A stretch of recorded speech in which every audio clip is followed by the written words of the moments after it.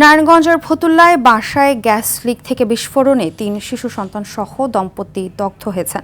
সকালে ভুইখোর উত্তর গিরিধারা এলাকায় শাহজাহান মিয়ার ৮ তলা ভবনের নিচ তলায় এ ঘটনা ঘটে।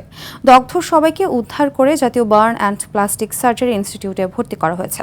বিস্ফোরণে আহতদের দেখতে দুপুরে হাসপাতালে আসেন স্বাস্থ্যমন্ত্রী সর্দার সাখাওয়াত হোসেন।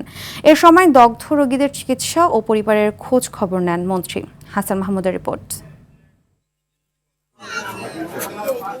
নারায়ণগঞ্জ সদর উপজেলার ফতুল্লা এলাকায় গ্যাস লাইনের লিকেজ থেকে বিস্ফোরণে একই পরিবারের ৫ জন দগ্ধ হয়েছেন।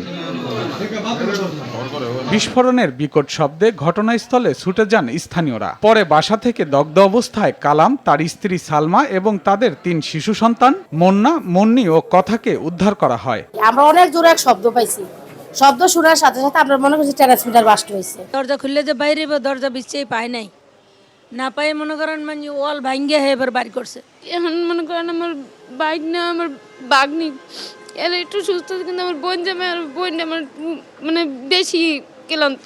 এ ঘটনায় পরিবারের কর্তা আবুল কালামের ৯৫% শরীর পুড়ে যায়। বাকিদেরও অবস্থা আশঙ্কাজনক বলে জানান কর্তব্যরত চিকিৎসক। দুপুরে হাসপাতালে আসেন স্বাস্থ্যমন্ত্রী। তিনি বলেন, একই পরিবারের ৫ জন দগ্ধ হওয়ার ঘটনা খুবই মর্মান্তিক। সর্বোচ্চ চিকিৎসার ব্যবস্থা করা হয়েছে। প্রয়োজনে সব ধরনের আর্থিক সহায়তা দেওয়ার প্রতিশ্রুতি দেন তিনি।